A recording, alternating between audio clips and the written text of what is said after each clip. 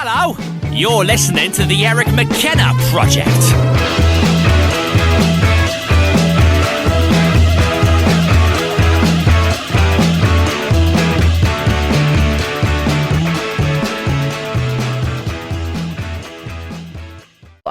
You three are so instrumental in teaching me so many things about life that I did not know before we started doing this podcast. That's a huge compliment. Yeah. There's so much that I have, I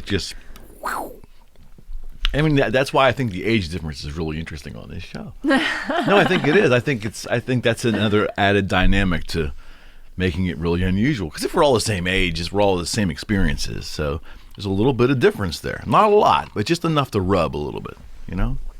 Whatever. Rub. Thank you for reconvening here. Wait, what? We're just talking about grilling. That could have gone many different directions. I'm just putting it out there. I could have gone many different directions. Okay, so, show 3. Yeah. What's up? What's up? Everybody doing well? I can tell. I got candy over here. This is good. Wow. I feel like we start every show with like an inordinate amount of sugar. Yeah. Yeah, definitely. Really fuels the conversation. This is like Willy Wonka's crazy little land in here. Yeah. With all these goofy lights, and we always got candy and stuff. I do have green hair, so is that? We've I know. gone I wore this Oompa green Loompa. shirt to match your hair and to celebrate. I wasn't going to say anything. In my head, I'm thinking it was green. But, guys, we're a little colorblind, just slightly, right? I am. Supposedly. He actually is. Yeah, I'm a little colorblind. I'm too. legit colorblind. So You can't be a pilot. I knew that. That's for Is the that really a best. thing or not?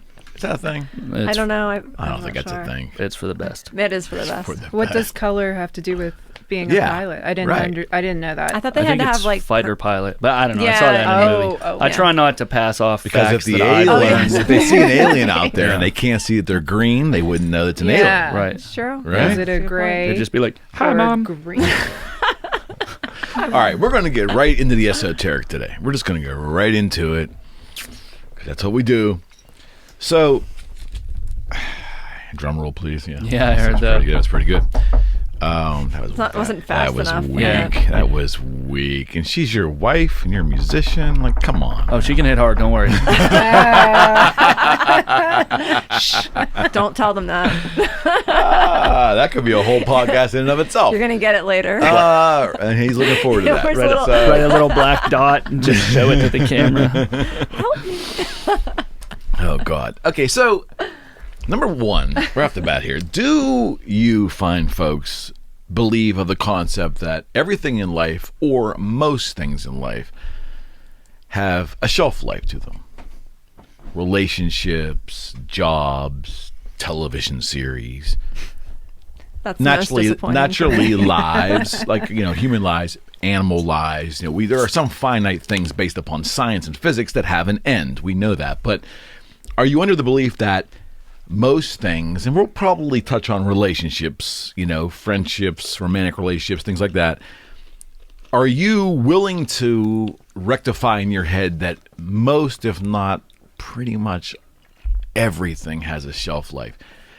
And if you are, explain why. And if you don't, explain why. But if you do believe that, then are you astounded that so much of society does not obviously believe that? Because people seem to get so hurt when everything doesn't continue in the groovy fashion that it's currently going. And otherwise, we're not looking far enough ahead to realize that this is probably not going to last forever and things aren't going to be quite as good as they are now. I better prepare for that. We don't do that as humans, generally. Would you agree? Or if you disagree? So I'm putting it out there. The concept of everything has a shelf life. How esoteric do you want us to get here? Dude, you can get as you know far what? out You as asked you Jerry, want. so- I kept thinking of that song lyric of like every new beginning comes from some other beginning's end. Wasn't that like a quote on like a movie too? Was it like Isn't that Death Cab for Cutie?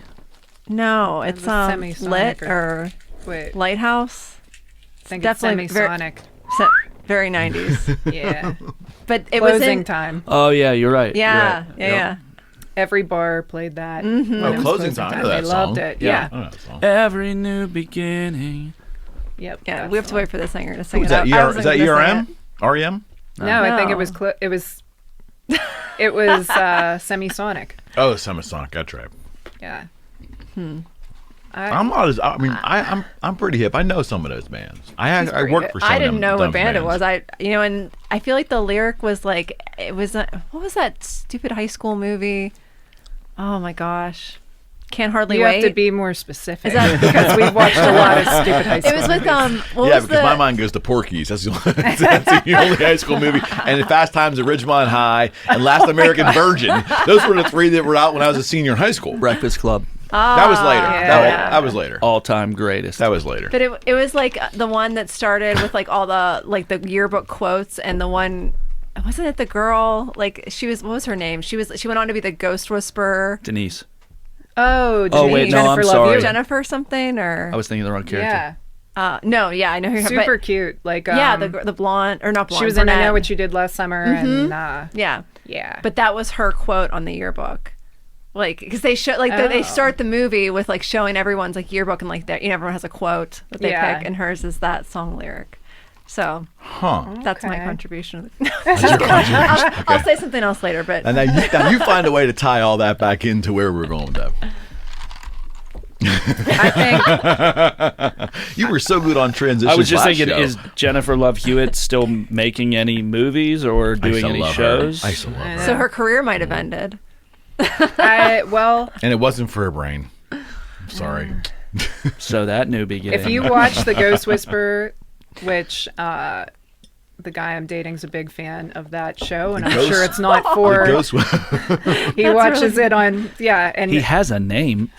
yeah, Patrick. Yes, Patrick. and- He's probably gonna watch this and be like, He I don't think he watches it for the the content. The esoteric, Yeah. the esoteric nature of it. because right? it's seriously every single, like, whoever worked wardrobe on that show, it was like everything's like Centered around. yeah. well, you got to play to your And strengths. she, yeah, I mean, and she's gorgeous. She is, She is, and I she think really she. is. I didn't even know she was still still is. relevant. I probably not. mean, No, was that yeah. was the segue, is because her career's probably ended by this yeah, point. it had a shelf life. It expired. Because she wasn't as great as she thought she was. Continental shelf.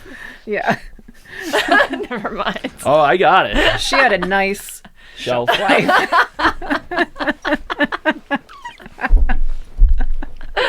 Oh man, we're off to a roaring I good know. start. I can't remember what show it was, but someone was clowning on her, the Ghost Whisperer. I think it was SNL or something like that. Oh, it was hilarious. I can imagine. My Ghost Whisperer. We're still talking about Jennifer Love Hewitt, right? Yeah. Little fun fact: do you know that there's a video by the Stone Temple Pilots called "Sour Girl," and it's Jennifer Love Hewitt and Scott Weiland prancing around That's in that thing. Sarah Michelle Gellar. Oh, She I'm was wrong. in. I'm She wrong. was in. I'm wrong. Interesting. I thought it was her. I thought it was. No, that's I Sarah don't Michelle know who Gellar. that She is. was in Okay. I Know Sarah What You Michelle- Did Last Summer too. Okay. Also, What else There you go. I was she wrong. in? not two. Also, was she close. died in the first one. Spoiler alert. Spoiler alert. Jennifer Love Hewitt went on to the second one because she survived. Sarah Michelle Gellar. She was in a lot of it. Wasn't she in another horror movie too? I said horror, but I kind of like. Well, her and She Ryan. was in a horror movie. Her and Ryan Felipe they were in that, and then they were also in Cruel Intentions, right? That was That's the one I'm thinking of. Yeah. Cruel Intentions. That she was a she cool was in flick. that. Yes. That Yes. was a cool Yeah. flick. So that's where you know her from. yeah. That was a good movie. Yep. They all have like Yep. the three names. It's all like Sarah Michelle Gellar and Jennifer Love Hewitt, and There was a lot of three stuff going on in Cruel Intentions. Yeah. That was the highlight of that movie for sure. yes, so- Okay. I can't really remember anything else about it actually. We got a little sidetracked there. yeah. Anywho. But I do think This is gonna be the metaphors are gonna be probably the theme of this show. You mean Shelf life you mean lent us innuendos? there. Innuendos, metaphors. Double entendre. There you go. we're 12 years old. I know. That's our. I always We're like- joke that I have the sense of humor of a 12-year-old boy. I know.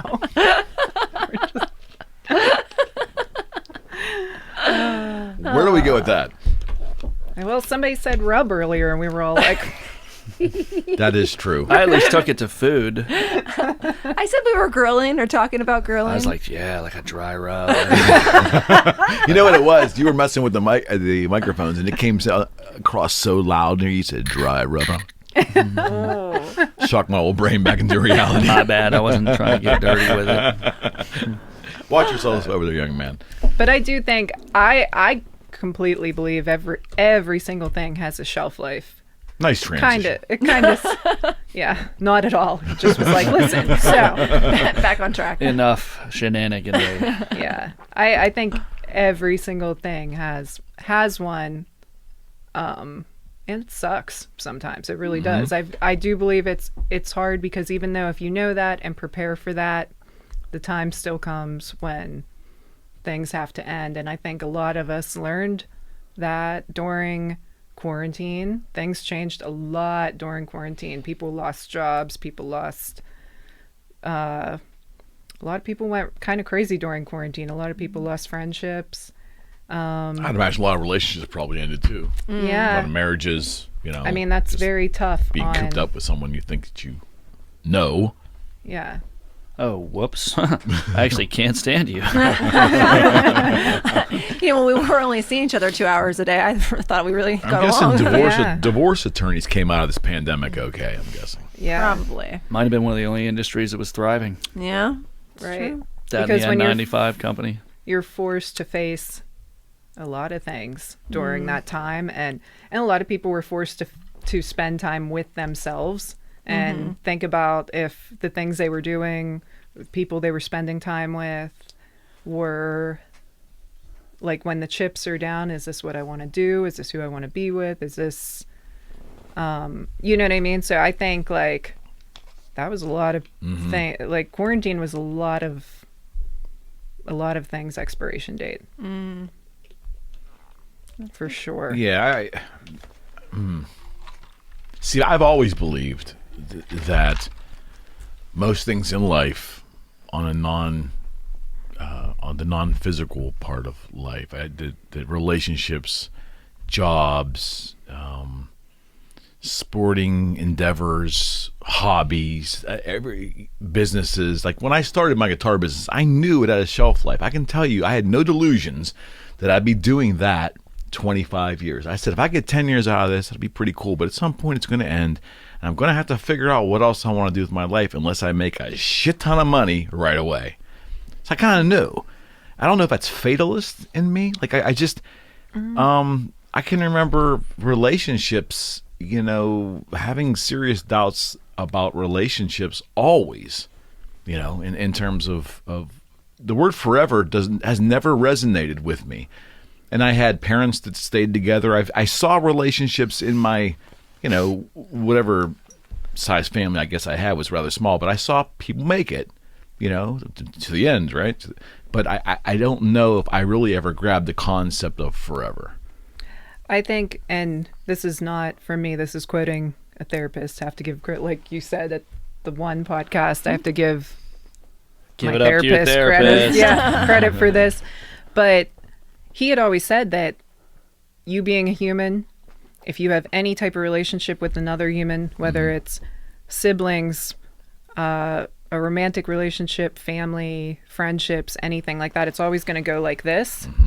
I've heard that before too. Yeah, it like ebbs and flows. So in that respect, being that I have been in a very long relationship before, all my friends are very long friendships, things like that, I do think there's maybe a shelf life on a period of time that you have with people. I'm sure the couple in the room that's been married forever can, but I mean, it's almost like sometimes when you're with somebody for a long time, whether it's a friendship, relationship, marriage, anything, it's almost like you're turning into a different person, they're turning into a different person, so it depends on whether the period of that time with that person ends, if you're going to continue or not, because I always feel like it does. It ebbs and flows a lot of the time, and you either really have to decide if you're going to put in the work and stay, or see somebody through something, or sometimes there are just things that I think with me personally, it's patterns. If somebody's going through a hard time and I don't really like what they're up to or what they're doing, I think I can work with them through that. If it's a pattern and they keep doing it, I can't rock with that. But, you know, like friends of mine, like my god kids' moms, you know, the two of them are two ladies I've been friends with forever. And when people meet us, they're like, I can't believe you guys are friends, because we're so different. Our lives have gone completely different ways. We don't, you know, my one friend doesn't even live here anymore. And it does take work, a lot of work. But I think there's a lot of friends that drift apart too. And it's just, if you're going to put in the work, you know. I think you have to really want it. And how much effort both people have to really want no it. Question. That's the equation. Like, no question. Yeah, You said somebody something can put in the work. That was like, I think I heard this somewhere. It was something like this couple, they were like, you know, in their 80s or whatever, and they've been married 50 years, say. I don't know, I'm just estimating. But they were like, you know, what's it like to be married to the same person for 50 years? And she's like, I don't know, I've been married to 10 people in 50 years. Yeah. But they just all happen to be named John. Yeah. Like, you know what I mean? And it was just kind of like a situation where, you know, like, if it's the acknowledgement that, like, you know, if you're going to weather a lifetime with somebody, that they're not always going to be the same person. Like, they're always going to be them. And, like, you know, Right. you know, either fall in love with, or like you connect, if it's a friendship, you connect with someone deeply in a certain way under certain circumstances. But, like, you know, acknowledging someone as they change and just kind of being willing to be flexible and change with them, I think that's part of how you are able to, you know what I mean, like, have long-term friendships and relationships and things. And realize realistically you're not always going to be head over heels in love every single day. Or, I mean, I'm sure there's couples that have been together that long that they go years without that. They just make it work. And I you know, I don't know how I feel about that, because some people will say now that they're like, why put in the effort to stay if you're not, you know what I mean? Like, why go through all that? And then there's some people that's what they really want in life, and they do, and they don't want to throw away something they've had for such a long time. And I mean, I used to say the exact same thing. I was in a 16-year relationship, and I would say, like, people would say, how do you stay with somebody that long? And I was like, it was like dating like 3 or 4 different people. It really was. And I don't mean that in a bad way. I'm sure he'd say the same thing, but it was like, especially when you get together young, I mean, you change so much, and it does take a lot of work. And hopefully it's gradual though, so the shock isn't, you know, so and considerate.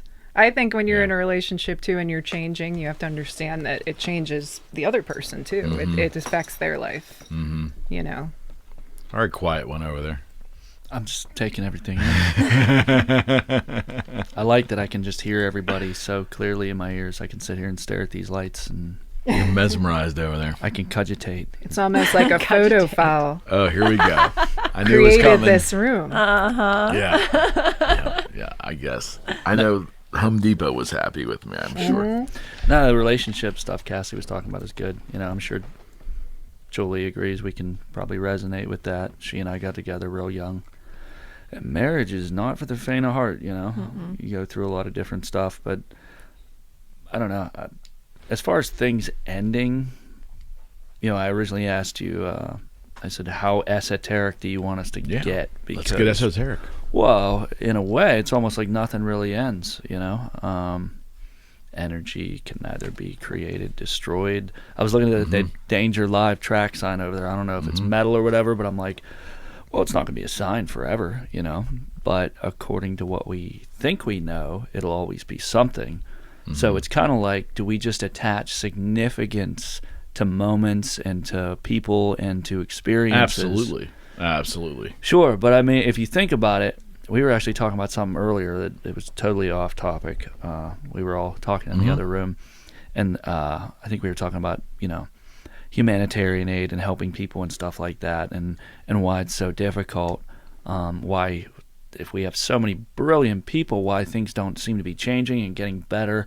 And I think we have this, I know a lot of us have this pervasive illusion of permanence, but everything in the world is in a constant state of flux. It's in a constant state of change. And we don't, as a species, don't do well with change. It's terrifying, It's it can be. I'm not going to say it's terrifying. It can be terrifying, and so I think since we have this illusion of permanence that we get stuck on, we're creatures of habit. We don't want things to change, but since everything's constantly changing, I think it's really just about how we. Number one, how we deal with change, how we accept and how we adapt, and also just appreciating every moment we have while it's here. And that sounds like really Hallmark, but I think part of it is not just like, appreciate the moment. Part of it is just appreciate who you are right now, appreciate how you feel right now, appreciate your impression of the world right now. Because neither the world nor your impression of it nor you will ever be exactly the same again. And so it is terrifying that the idea that, people we love won't be here forever. A job that I really enjoy, I won't do that job forever. I won't be here forever. And I really think that's something that nobody escapes that, if you're cognizant. Nobody escapes looking at the reality of our own mortality. But as terrifying as it is, it's kind of liberating, and it also reminds me that every single moment is completely unique. There is no single moment that will ever be replicated anywhere, ever. Yeah, I like that, Jerry. Yeah. Well, think about the amount of people that probably were not good at that concept who probably are now, because their whole existence was turned upside down the moment we got locked down. Even if it wasn't immediately apparent to them, it would have been after a week or two. Yeah. That shit is different now. Yep.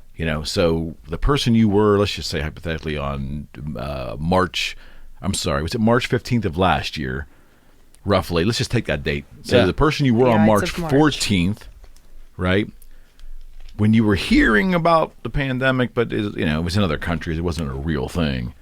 You're out living your life, and the next day you're restricted in terms of what you can do, whether it's work, movement, what you're being ingested on by your friends on the telephone, or through your phone, or watching television. Everything changed, seismic change for most people, and people that aren't good with change were forced to confront it in a big, colossal way that outside of a death of a family member or friend, probably in their lifetime haven't had something so or impactful. A major loss, Right. Loss of a job or something like that. Absolutely, I get what you're saying. Yeah. Because we really, we lost a lot. Yeah, there's no question. I guess the thing I don't understand though is why do we believe, because I think as a people we tend to live this way. And it's just generalities, I get it, but we're experiencing a great time. There's a human delusion that it's always going to be like that. You're at a rock concert having the greatest time of your life. You rationally know the concert's going to end. Sometimes you want it to end, but you suck. If your back hurts. My feet hurt. But anyways, watch the prior shows. This will all make sense. The essence is that you're having such a great time, or you could be in a new relationship and the first 2 months are like bliss, right? You honestly believe, you kind of delude yourself into believing at that moment that it's always going to be this way. It's always going to be this way. And we know, because we are rational people that can do critical thinking if we choose to, that's not how life works. Yet we go through that delusion. And even as good as something feels and appears to be perfect for us, if someone was to come and say, yeah, but that has a shelf life, you don't want to hear that. Some people don't even want to acknowledge that, But in reality, Harshing my they're vibe, bro. probably the lights get you going one way, and I bring you right back down to reality, don't I, Jer? Do you know what's interesting though is I just thought about this not too long ago, is that there's like times in my life that I was very cognizant of like my inner monologue, how I thought, how I felt. And then there are like stretches where I think I was just like kind of more an autopilot, or I was like, you know, during different stressful times that I was really busy, that I don't really remember what like I thought or felt about my circumstances or the things going on around me. And it's like, you know, one of the things that I've been trying to do more recently is just like you were saying, like really like kind of like have like an appreciation of the moment that I'm in now. Even like, you know, when I'm feeling like I'm kind of like in a little bit of a transition, or like, you know, I'm not like super comfortable in the moment, or I'm having like just kind of like a, you know, a stressful segment of a day or something like that, just kind of like to just like say to just like take a minute and appreciate the fact that I'm coming at it from a perspective of someone who's had the life experience that I have, that has like the emotional stability and like kind of like the mental health that I have now that I haven't always had. And just like, or you delude yourself into believing that you whatever, have. either way, like I'm talking myself through it. All I'm saying is that like one day at a time, you know? It's just like, it's interesting to kind of like get to have a moment to reflect it, like, okay, like regardless of what my circumstances are, regardless of like where I'm at physically, and who I'm with, or, you know, what I'm doing, I can like have these like moments of presence where I'm like, oh, like you know, I'm this person right now. And like you say, I'm never going to have this perspective again. I'm never going to be in this moment ever again.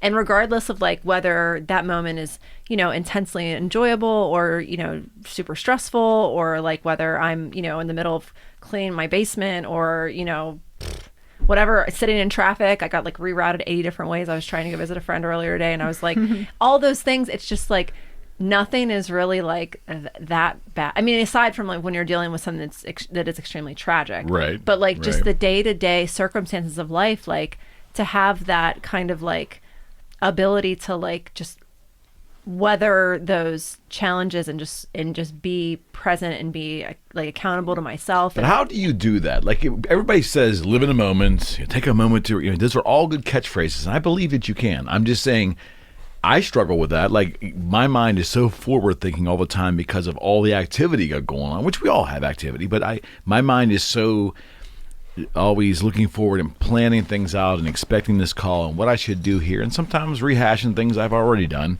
It's hard for me to be in the moment. I try to find that when I'm driving. I put a jazz record on and try to like just, you know, I don't know if that's being in the moment or trying to relax or do nothing with my mind. I don't know. So, but if someone said to you, well, how do you explain to me, Julia, how do I be in the moment? Give me an insight. Like, is there can you trick your brain? How do you do that? I think that there are times in the day that are like dedicated to problem solving. You know what I mean? Like there are things that like, there are times that I have to like figure things out. And then there is the whole rest of the day. You know what I mean? Like I don't have to spend my whole day figuring out problems. You know what I mean? Like if there's like a circumstance that I'm like coordinating, or if I'm scheduling something, if I'm working I'm in the middle of like, you know, a chart review, or if I'm doing something task oriented, that's what I need to be doing in that moment. And maybe like in the back of my head, there's this kind of like static going on of like, you know, when I get home, I have to remember, I have to do blah, blah, blah, blah, you know, all these stupid things. But they're not stupid, but it's a matter of like just kind of like organizing my thoughts and then recognizing when I'm out of that time frame.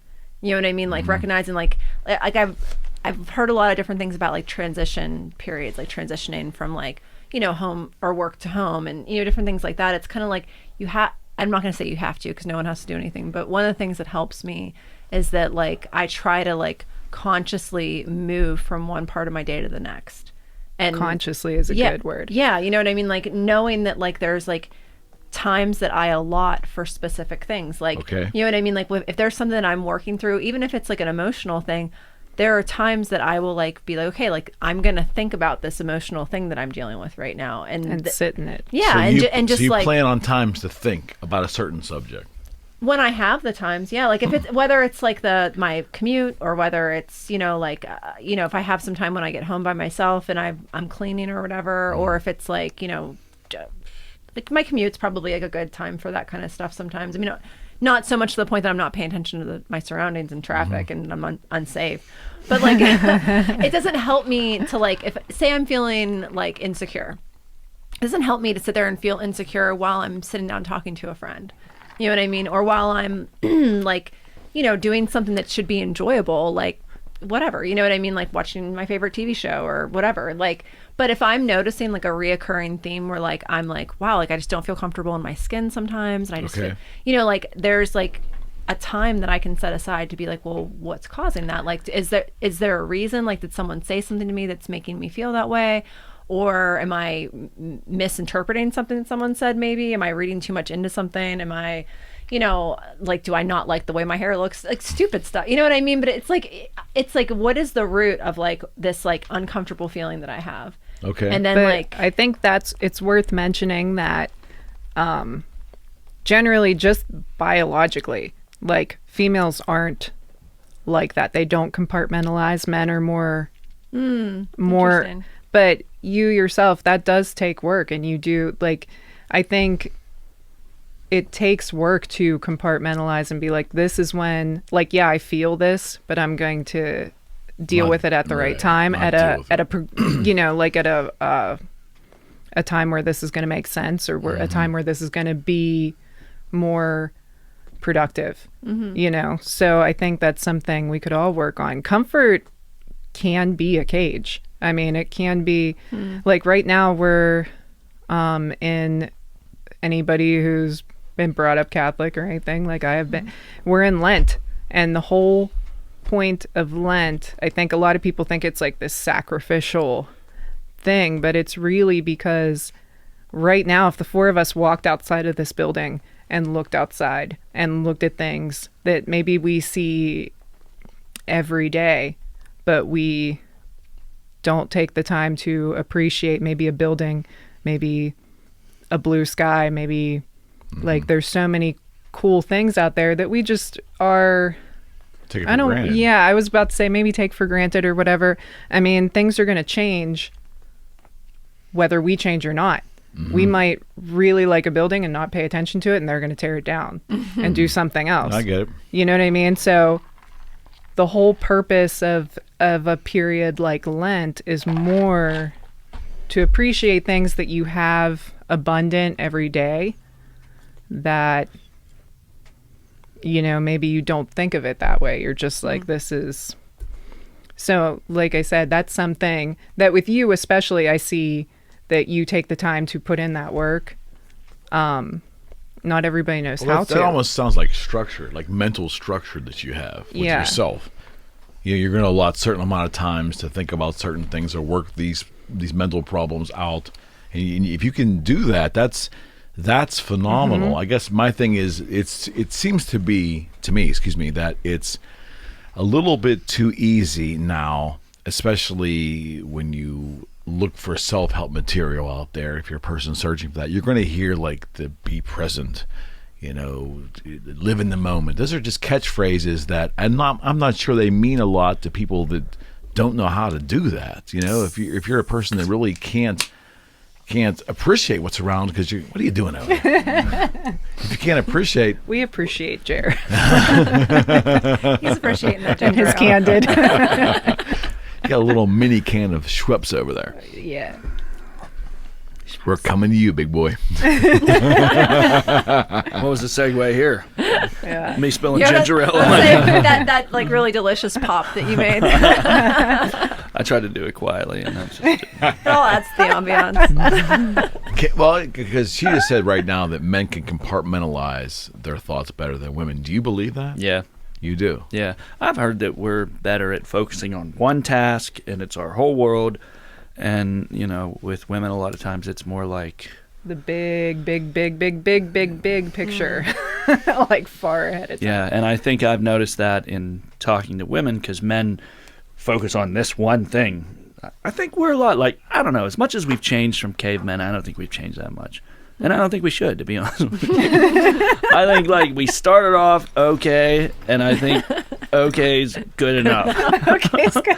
I think when we try to get better than okay, we just get way above ourselves, and we just, you know, I'm not sure that grabbing women by the hair and dragging them around served us well, though. Did that really happen? I mean, I'm sure it happened sometimes. I don't know if that was real. I think that's a cartoon. That didn't serve us well. If it's consensual, there are times, there are times I don't want to walk anywhere. I mean, you can just make this That's easy. a solution. Right.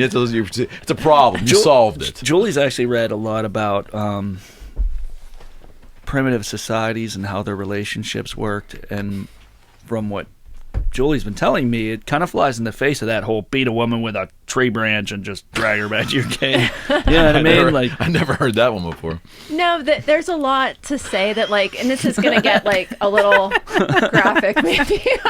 Women were like, I've been chosen. More graphic than what I just said? Maybe not. What kind of sap? Was it a sapling? Was it a big old, like a trunk? I guess it depends on the woman. Oh, man. Wow. Depending on her girth. It depends on what you're going to need to get her down, I guess. I don't know which part of this primitive society study that you Maybe they used to hit the guy on the head. But no, what I was going to say is that, like, there's been this kind of, like, perpetuated theory that, like, you know, men are the more sexually driven gender, and, like, there's a lot of evidence that suggests that that's just not true.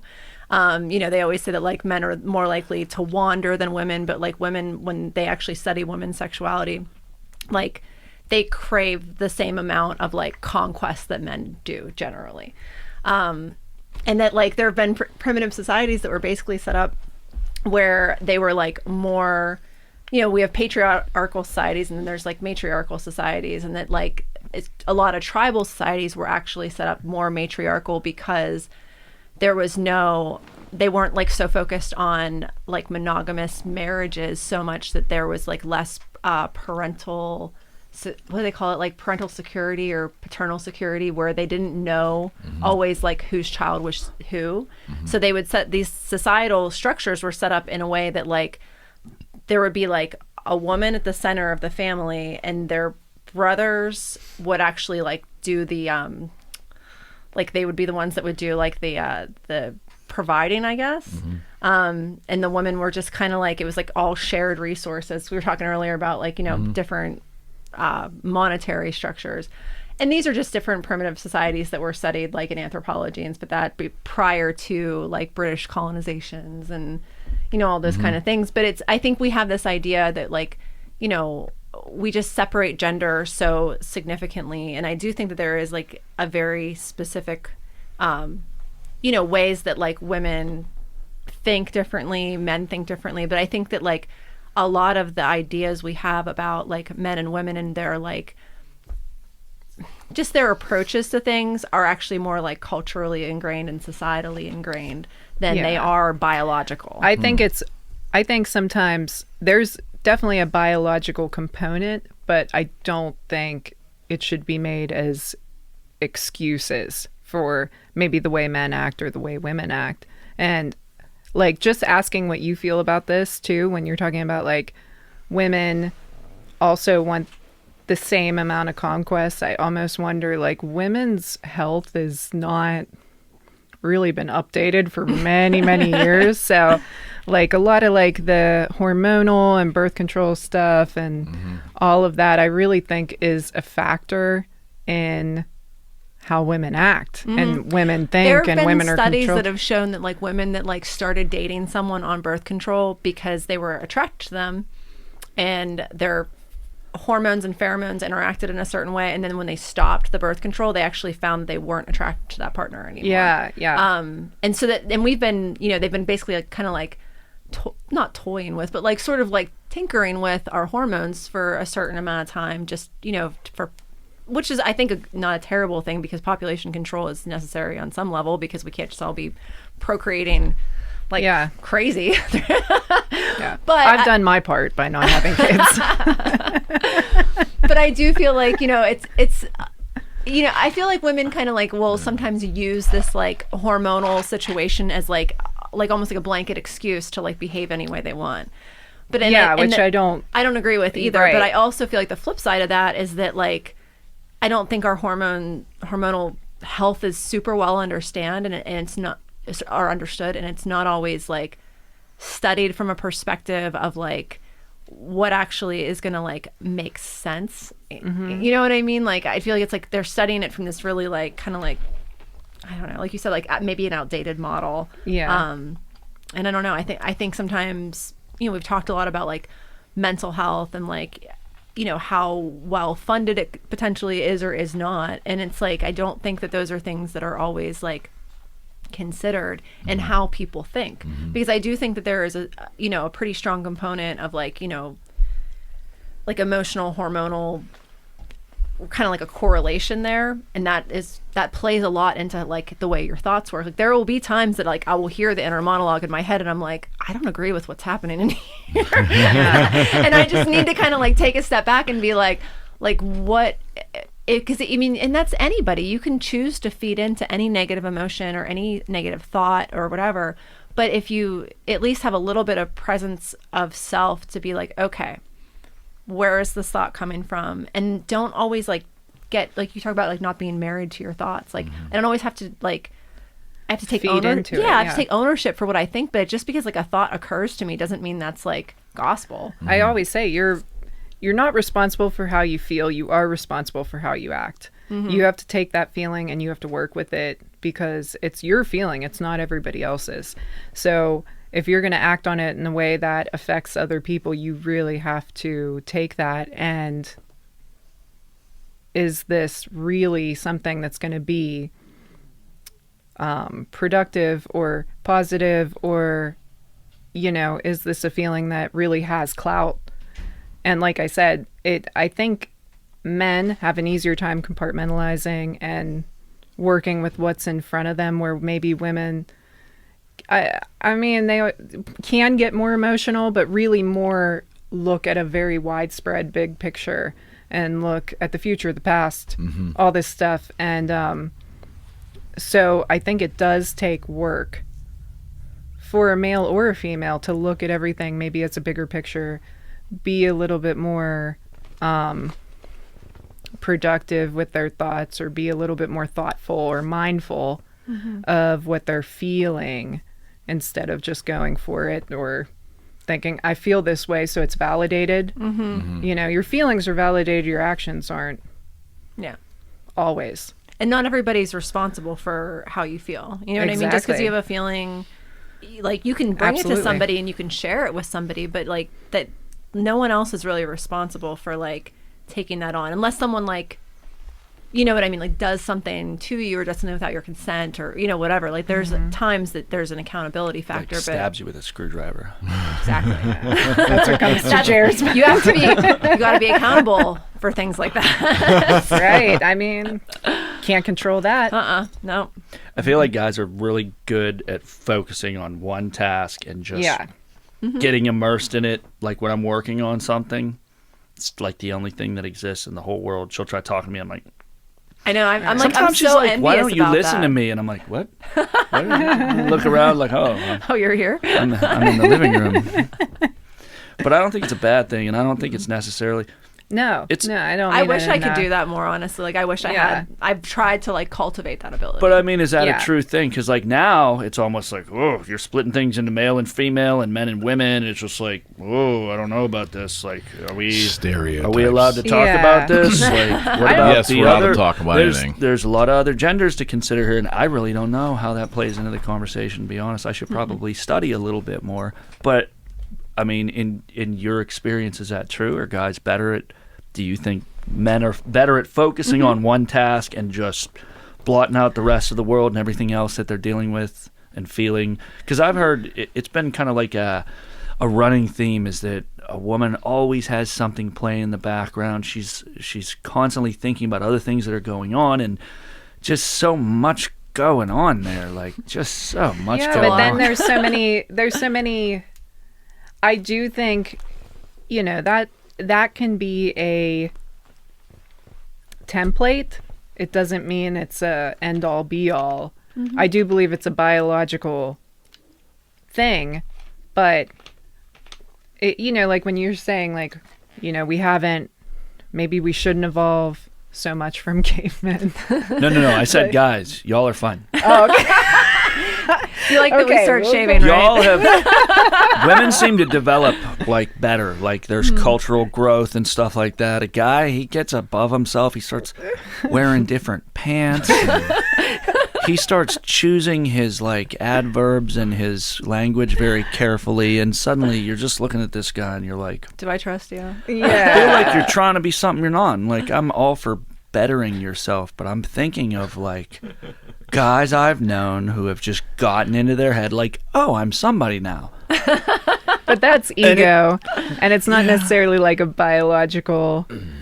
Like I said, I think that's what separates us from the animals a little bit. Like I think we Pants. pants. We're not like Donald Suddenly you Duck, started Winnie wearing the Pooh. cotton dockers. You think you're better than me? And boat shoes. No, but I will say, like, I definitely think that, and if you want to bring like other genders into the conversation, I do feel like there is a spectrum of, yeah. you know, and that's one thing that as far as like gender fluidity and whatnot. But I mean, the bottom line is that, like, you know, I'm not, and I don't want to offend anybody by saying this, but this is what I believe is that, you know, like you are born with a gender because that's biology. Well, wait a second. I thought And- gender was more psychological. You're born with a sex, right? Sex, okay. So, or, Wait, gender is psychological now.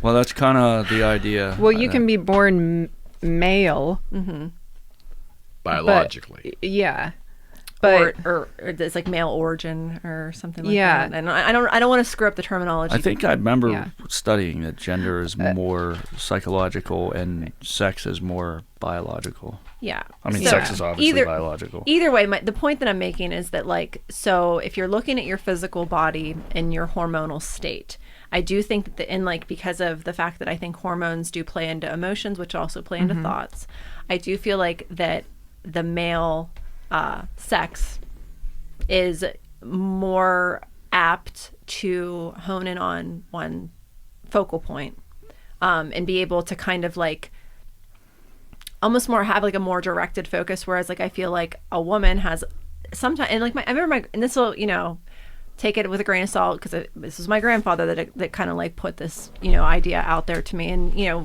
we've all been taught that our grandparents' thoughts are outdated or whatever, but either way, I think this was valuable, that he would describe a woman's heart or brain or whatever like a filing cabinet, and he would be like, you know, a woman can basically like have a conversation at the beginning of the day, you know, and file that away. And he was using it in the context of a fight, whereas like, you know, she could have that fight, basically put it in that fight file, go about the whole rest of the day. Fight file. You know, go through the whole rest of the day, you know, focus on everything else, but continue to kind of like pull that file out and look at it throughout the day just to kind of reevaluate it, turn it around, read through it differently. You know what I mean? Like that women just sort of have this ability to have like a lot of different things like kind of like going on in the background, you know, it can be difficult when it comes to certain task-oriented types of things, like being present in the moment, or you know, just seeing a task through from start to finish. You know what I mean? yeah, Like I think project. with women, it's always a lot of times it can be very fear-based, and women are always afraid, is this going to happen again if I don't do something about it? So I think that's where the file comes from. Let me file this away. I don't want to forget about it. But I also think like that can bring a lot of resentment. It can bring a lot of productivity when you're in a relationship, friendship with any other human being. So I think once again, you have to like kind of check yourself and be like, I'm feeling this way. Is it really something that's going to be productive, or can I bring this to the table without bringing like the fear with it? Because you know, most of the time it comes forward as anger, it comes forward as resentment, and that's not productive at all. Nobody's going to respond to that as well as we think it's, you know. And like I said, you're a lot better at that than a lot of people. You can actually like separate the two. But I think just biologically, women have a lot of issue with like, how can I separate my feelings from my actions? Because like I said, there's a lot of fear there. Right. fear comes into I mean, it. who knows if that fear is coming from just being like the quote, the fairer sex or whatever, you know what I mean? If there's like an inherent fear of like, you know, not being protected, you know what I mean? Like the idea Goes that back to that tree branch back. well, that's what I'm saying. Is it like, Yeah. you know, you want someone that's going to like, you know, bring you resources, you know, Are you going to hit me with a big tree branch or a small one? like, are you going to take me to a cave that has a fire built in it with like, you gonna buy you me know, shoes? food put away? Or are you going to take me to a cave that is cold and damp and gross? Right. Like, Right. See, but I think that's a good point, is that back in the day, yeah, men were counted on to be more providers and the woman more take care of the home and stuff like that. But now that our society is evolving and changing, you know, I mean, there's all these different theories about, like, is it your genes that you're born with and that just makes you and that's it? Or is it more, you know, the nature versus nurture? And now they're saying, well, there's certain genes, you know, I'm reading that, and this isn't like cutting edge, but the idea that certain genes are activated by environmental factors, and it's now more thought of as it's not nature versus nurture, but there's a like an interwoven sort of thing. There's it's more symbiotic, not symbiotic, but it's more Yeah, I think there's both, really. it interrelates a lot more than just, well, you were born with these genes, so you're going to have this kind of life, you're going to be this kind of person, whereas your environment plays into your biological I think that's common predispositions. sense, Yeah. right? I mean, that just seems, Yeah, that but- seems more likely to be true. Sure, I agree with you. But look, for the longest time, they were like, is it more, are you a product of your environment, or are you just born like, he's born an alcoholic, he was born to be a piece of shit? You know, this guy You had do good that genes. too clearly. he's heard that too many I'm an times. alcoholic piece of shit. But, you know, it's... For a long time, they've been trying to sort out, you know, psychologists, sociologists, and biologists, you know. Some people seem to be dysfunctional. What's going on here? Is it just bad genes? Is there something that's purely biological? Because you've heard about it. Is there, like, the murder gene? This has come up. Like, some people, Yeah. that Yeah. they have this gene and they're just predisposed to kill people. The idea that, you know, is it the genetic predisposition, or is it who we become through our environment? You know, and what role do we play? Like, how much choice do we really have? Because we love to think that's another illusion. You know, we talked about the illusion of permanence, the illusion of choice, that we get to choose, that we get to control. We look at our worlds and we're like, I have a lot of control here. I'm in control of my life. And really, what do we? Well, let's talk about that. What do we control? That's good. So, I was raised. I'm about a half generation in front of both of you, all three of you, and I was raised in a Catholic family, and I was raised that homosexuality was a sin. And as a child, ironically, I knew a homosexual couple I delivered their paper. They were the nicest people in the world. I was friendly with them. They were older than me, and I would struggle with that so much because, you know, we were told that it was a learned behavior and a choice to be homosexual, and that's a sin, and da-da-da. And we're talking the 70s now. Yeah. And I struggled with the concept of, wow, this is, you know, nobody would want to live that way, and people making fun of them and scorn. I Being figured shunned. this out as a kid. Like, there's got to be. And then I started noticing that I would see other gay people, homosexual people that had different voices, men that were using voices that were very similar to women, and they were speaking so fluidly, I should say. And it just seemed too natural and too much who they really were as a human being. As a kid, I'm recognizing this, and Something doesn't jive here. Something doesn't jive from the dogma that I'm being taught. So early on, I rectified my brain that no matter what I'm being taught, the bottom line is I believe that they are born that way. And that was a defiant stance that I made, and it did not fall in good favor with my family or anyone else until time has gone on, and they've kind of come around to seeing that too. Okay. But there's an example of we say that, you know, you are born with the tendencies of being homosexual. You're attracted to the same sex. Okay. So I think as a society, readily, most of the sophisticated thought is that that's the truth. But we also are very selective, because if you have a murder gene, right? You have a murder gene, you we're not okay with you acting on your murder gene. We're asking you. We're asking. We aren't okay with it. It makes good television. Yes. But Yeah. the point is, though, in that circumstance, if you are born with it, we expect you as a citizen to effectively maneuver through life and not hurt people generally. And, we don't want you acting on that gene. So you get a really weird thing going on. And you can see where in the South primarily, or the Southwest, in the Bible Belt, even today in 2021, in some very religious communities where, cable television hasn't reached them yet. I'm just kidding. Just in general, I'm just kidding. Just saying that there are still some very traditional, that's backwards, way of looking at life that really believe that homosexuality is a choice. There are still people out there that believe that. Well, I don't know. I mean, I think there are. Well, remember too, and this isn't coming from a place of I read the Bible every day, at least a little bit. I did not know that. I did not know that either. Yeah. Fun fact. I read the Bible a little bit every day. I think a lot of that came from, back in the day when the Bible was written and everything. I mean, you had to procreate to survive. Had to procreate to survive. And that's why I think homosexuality, if acted on, you weren't going to produce and procreate children. Yeah, and you I wouldn't think carry on the family name. Right. And I think that had a lot to do with it. For any community to survive, you had to plant seeds and that's why be fruitful. I was saying Right. now we have And so that's many why- people that I feel like that's why It's okay I now. think Yeah, You can stop. yeah, Right. exactly. Like, we've it's done- just like we've in done Give him some enough. Vaseline, you'll be all right. right.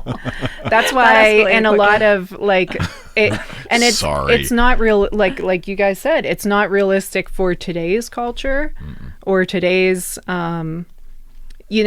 that's why there's so many people in China. You can only have one child, or if not, the government fines you very heavily, or at least they used to. I don't know how it is right at this moment, but We're not allowed to know. I know they won't tell us. Yeah, they won't. We're not allowed to know. Very exclusive club, but It's a pretty big club. yeah, I know. Half the population of the world. I do know that. Maybe My brother seventh or sixth. for many years, he dated a girl that was from China, and she was second born. They had a son first, and when she was born, the government did fine her parents to the Right. point of it's almost like you It's insanity. Yeah. So I mean, and now people have 3, 4, Kids are expensive. 5 kids. You better know learn what it I mean? quick. Right. True story. Well, and the population in China is so high, and if you're allowed to have one child, you want to have a boy to carry on the family name. So that's why in the orphanages, All the Chinese girls. yeah, and that's why in the United States we adopt a lot of Chinese females because they are the ones that Well, they're end up in- abandoned in Yeah. many parts of China, Yeah. right? And so that's why I think that's a lot of where Okay. maybe that came from. I think it was a interpretation of. No, I get it. Well, and if you look Yeah. at what was done with that interpretation, when colonization happened and Puritan societies and all that kind of stuff, I just feel like there were a lot of cultural, what's the word I'm looking for? Proponent, it was yeah, I can't get the word out. Proponent? It perpetuated. It was yeah, exactly. So it was We use big words on this show. I'm trying. I'm doing a great job. But it was culturally gymnasium, that's what I perpetuated by, Puritan societies that came in and, there was the Salem Yeah. witch hunts. And then there was all these things that it was basically anything that fell outside of this really rigid, specific interpretation of Right. what. We don't want your gay witchcraft around here. Well, only the thing is that would have been in a New England accent. Is that the gay wasn't rodeo, like same kind of Salem thing? is New England. Yeah, I don't do that accent. Okay, so so either way, but regardless, yeah. But people don't like change. People don't like things. They are afraid of. People Very don't like true. things that are different from them. And I think, like I said, from the top, if it was told, you know, you can't use birth control, you can't be attracted to the same sex because that's not going to produce more people. Yeah. And we Then- need lots of people. Then it trickles down and people see it as being wrong and see it as being So you don't think it was biblical, Catholicism wise? I think it was interpreted by human beings as that. I think it was interpreted maybe when for the time period. Like now, it doesn't matter. We don't need to procreate. Maybe it was viewed that the people. Well, some of us do. well, people. A few of us, At right? least a couple. Well, like you said, if the value of a human being might not have been very, I don't know, a human being might not have been worth much if they didn't procreate. You know. I think you touched on something, though. I think a lot of, especially the Old Testament, and I'm not a biblical scholar. He doesn't read the Bible once a day. Not once a day. But There's an app for it. I'm not going to try to act like I open up this old Bible. It's on my, it's right on here. So, Bible app. Bible.com. Bible.com. I don't know why, but I got the Yahoo thing in my head. Hallelujah. Like First Almighty. Yeah, I think that's where that came from. But I think, and it's something I've read. I try and study up. You know, I like reading about the esoteric stuff. It's the idea that, especially the Old Testament, a lot of it was a little bit more about keeping people not just in line, because that's, you know, the Order. biggest. It's about setting order. Yeah, that's the biggest thing I hear is that, oh, religion's just about control and blah, blah, blah, and they put this stuff in your head just to control you. And to a point, yes, but I think a big part of it, especially in the Old Testament around those times, I think it was to help people stay Healthy. and survive because, you know, I don't know the specifics, but, you know, kosher, I mean... People look at kosher like it's a religious thing. It's more of like More cross-contamination it's like a kind of kitchen situation. code. Like Yeah. that's God wants you to keep your Yeah. you know keep your Well, pork away from your chicken. Like, Exactly. Like you know what I mean? Does God want that, or were they like, look, these people, they're getting sick, Yeah. like they're just running amok out there, like, you know, everyone's syphilitic, and we're having a So lot there was of. lessons in there. I Yeah. really feel like some of it was a way just to keep, because mainly the Old Testament, we're talking about the Israelites, right? Like, there's certain animals that we shouldn't eat, and you're starving. It's really hard to be like, well, I'm just not going to eat this, even though I'm starving. You know, I'm starving. I'm going to eat it. It's like, well, God doesn't want you to do that. And it's like, oh, well, I better take another look at this. You know what I mean? Like, if you're a leader and you want to keep your people free of disease, and because I mean, you know, and this is a really touchy subject here, but you know, That's what we do here. no, I know where you're going with we this. now have the ability to have safer sex, but the most risky sexual behavior for the most part is Anal sex. doing it backwards. Yes, there you go. Thank you. Yeah, you're welcome. I'll set it for you. And you know, if you're in a society where, you know, there's no condoms, Yeah. and you know, Yeah. the syphilis was rampant. Yeah. You know what I mean? And it was at that point a really devastating disease. It was, because, yeah. I mean, because I like when I went back to school for like microbiology and stuff like that, like it was really bad. And then obviously even, you know, fast forward with HIV and everything, like Yeah.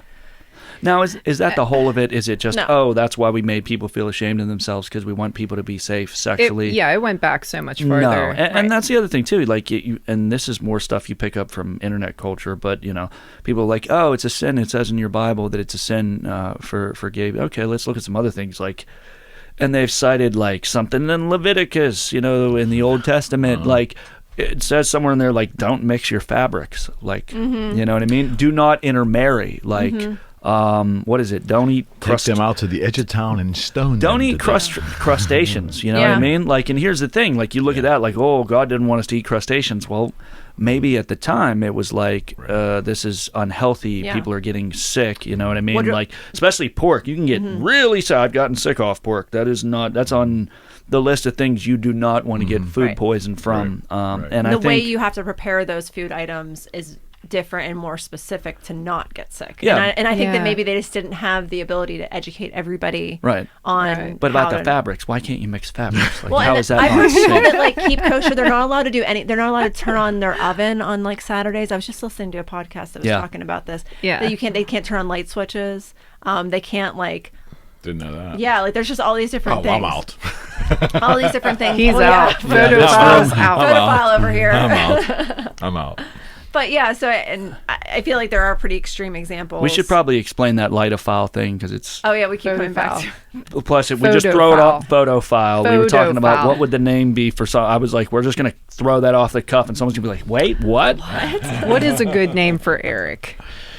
Eric is a good name. As as someone who has an affinity for light sources. I looked it up on Google. Somebody else answered it. It was like, you look it up and like Yahoo Answers or whatever. There's a bunch of people who answers, but we were looking at, not that we don't love all the lights. We love this room. I love this room, Yeah. Thank you. but I don't think that really covers all of it as far as like, traditionally, why has it been shunned for people to be gay, to be, even if you're not like all in, maybe you just want to do it every once in a while. Maybe you're just experimenting and your parents are like, no, don't do that. Why? Why is that not okay? Where does it come from that is a sinful, wrong thing to do? And I think part of it's social convention. There's the natural procreation way that man Right. and woman get together, biological female, biological male. People aren't okay with things that are different The word generally. just tradition, man. And a tradition, we think of holidays. I'm just talking about like the human tradition. Traditionalism. Of continuing the species. Yeah. I think it all kind of stems from there. Like it goes back maybe to when people weren't viewed as being worth anything if they're not being fruitful. Sure. It goes all the way back there. And if you decide to live a life where you're not fruitful, in today's side, there's nothing wrong with that. But in, Well, what was that? 100 generations back, you might get stoned to Plus, death. you By don't the got time- no one to work the farm if you don't have no Right, kids. right. You know What what I was mean? And by a lot- Or join the original armies. Bible story Yeah. of like, was it Rebecca? That was the one that was barren for years and years and had a child at like 90 or 80 or something. What was that one Damn. story? I That's a can't rough remember. go. Yeah. Mm-hmm. Tell me about it. That's what I said. It's like some David Letterman stuff. I'm going to wait until I'm like 65 and then have a kid. Miracle birth. I'm sure it'll happen. Right on. By then, men will be having babies. Right. Right. Good. Maybe. Good. No. Good. Oh, wait. Have 'em. Good for you. Ain't good for me. Don't No, bring, no, wait, Don't wait, bring wait. that shit over here. But I mean, no matter what you believe and whether you believe in any type of religion or Christianity or not, I mean, it's very clear in all, pretty much all of Christianity that we, if God really is here and who we say he is, we as humans don't have the ability to judge people anyway. We just don't. So I don't understand how it's become such a, even with the hate crimes and things like that, that's not your place anyway. What was even worse though was a Christian lady. She was almost the opposite way with it, and it was like, oh, we need to rally around them and help them. And I'm like, Oh, yeah. I would rather hear you just hate somebody than be like, Yeah. oh, here, Oh, we're we- going to invite you into your church and help you, like, help you out of your gayness. pray the Yeah, gay away. yeah. You know So what I mean? awful. Like, we need to rally around them. No, she was making my the God. comparison between showing up with a same-sex significant other as like, well, imagine, a guy shows up with his mistress to church. We're not going to be okay with that and condone that kind of behavior because The that's a sin. hypocrisy is too. unbelievable. And it was interesting because we were going to church at the time, and our pastor had asked us about getting involved in like youth ministry and helping troubled teens and blah blah blah, and because obviously we were troubled teens, No, wait, we're coming from a place of experience. and he invited this woman, and she said that because I can't remember. I have people I care about who are gay, and I mentioned I don't really. I can't remember how it came up. I don't either, but I just remember. I questioned her her attitude and behavior, and she made that comparison. You know, I'm like, don't you love everybody? Like, you don't judge people. That's the problem with religion. There's just so much hypocrisy. There's you know. She made Humans ruin it. Yeah, it doesn't make sense to the youth who religions are trying to indoctrinate to keep the flock. It doesn't make sense to youth because their minds aren't fully developed when you give them lots of hypocrisy, lots of so and so is right, except this is so, except you can't rationalize when you're young like that, and that's where all the questions come from, and that's when the disbelief starts when they're young, where the church is trying to convince them when they're young to follow these laws, right? I mean, that's the problem. That's why the word dogma comes to mind when you think of religion, because if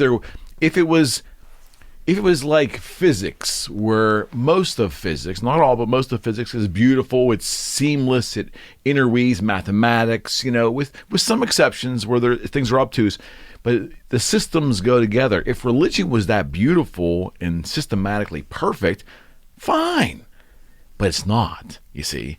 It's go left until I tell you to go right.